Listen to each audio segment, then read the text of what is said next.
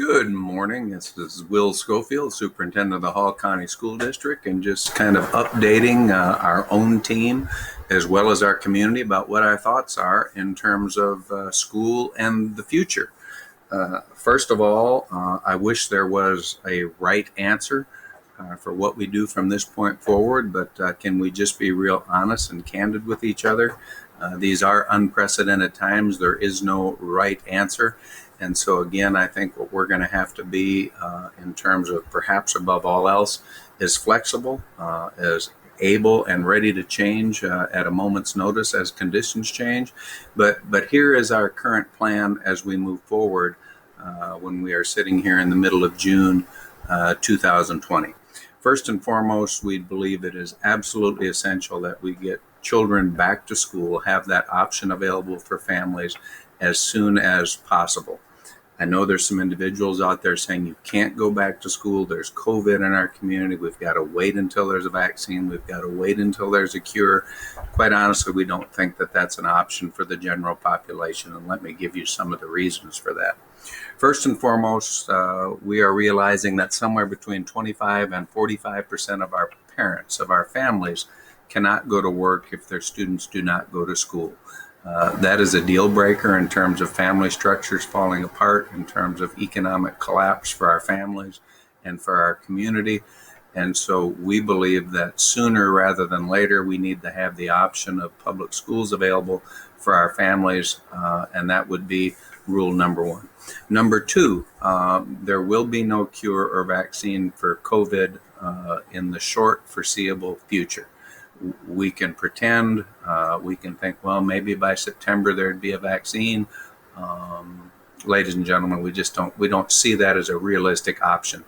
We are going to have to shift our thinking as your school district from how do we wait out COVID to how do we cohabitate with COVID for the foreseeable future. And so there is no waiting in our back rooms and basements until COVID is over with before we can have school again.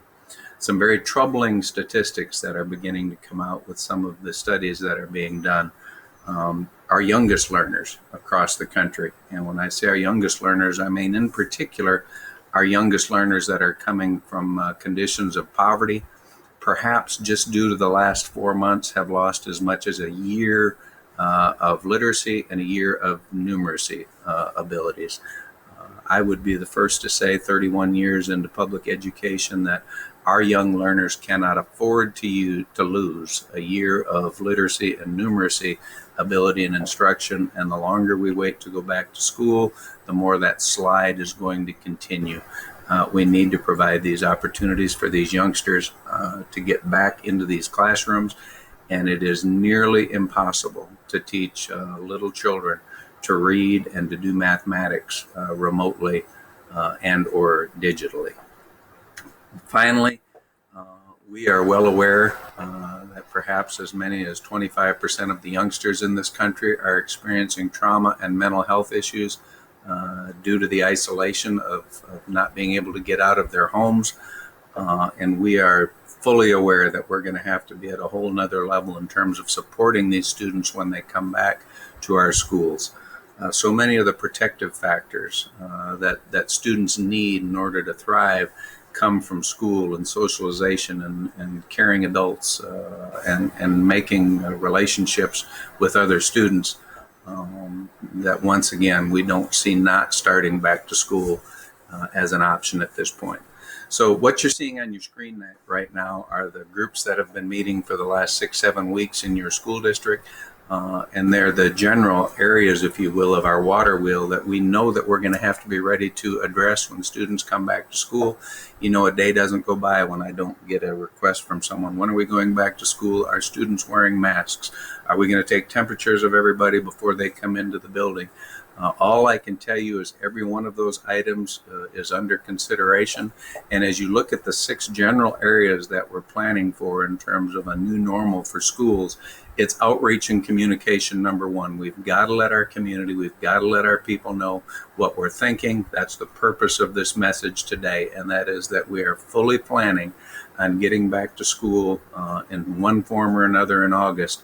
And we will have the best possible practices in place when we do so. Number two, mental and physical wellness. We've got to make sure that our adults and our students are well, that we're doing everything we can to mitigate the possibility of COVID. Yes, we are going to have COVID. Yes, at times we are going to have to close down buildings, or we're going to have to close down wings. We'll have to sanitize. We'll have to do tracing with the local health department. It's just a reality of where we are for the foreseeable future. Instruction. Mr. Bales is heading up the group, and it is a robust group that is saying, how do we go from traditional school to all of a sudden having to flex and be at home for 2 or 3 days? What are some options, particularly maybe for kindergarten learners and young learners, for having a more isolated experience and being in maybe on a more limited amount of time? All of those conversations are happening, and we'll have more information as we move forward. Dr. Carla Swafford is working on operations. What will school look like on a daily basis in terms of how we come in and out of schools, how we move around the buildings, how cafeterias and common spaces are utilized. And again, there's a full range of options out there, and anybody that tells you they have the right answer for that has obviously never done this before, because all we can do is continue to move towards what is the best option when we come back to school. Dr. Aaron Turpin and his team working on technology, how technology can play a role when we do have to flex, how it can support instruction, how it can support those families who say we're not quite ready to send our students back to school yet.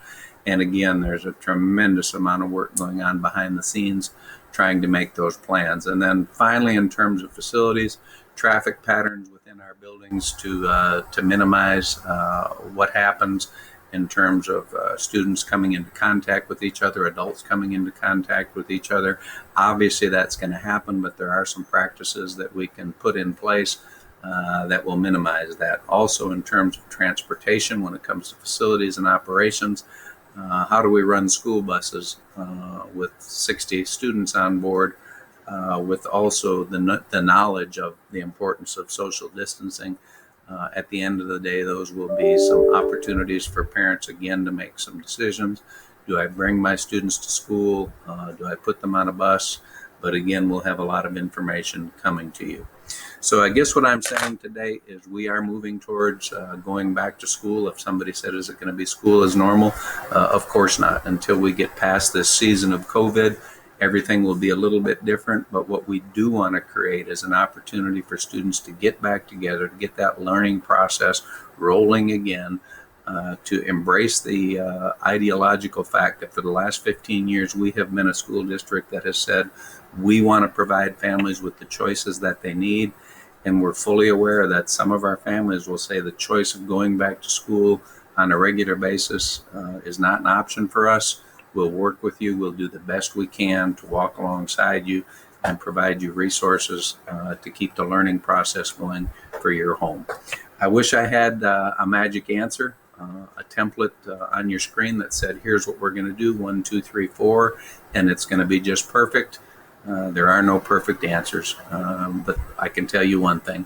There will be 3,400 adults working until their fingers bleed to provide a positive, encouraging, and productive educational experience for the students of Hall County, and we appreciate the support that you've shown in us. We'll be coming to you with more information in the near future, and thank you for trusting your children to our care.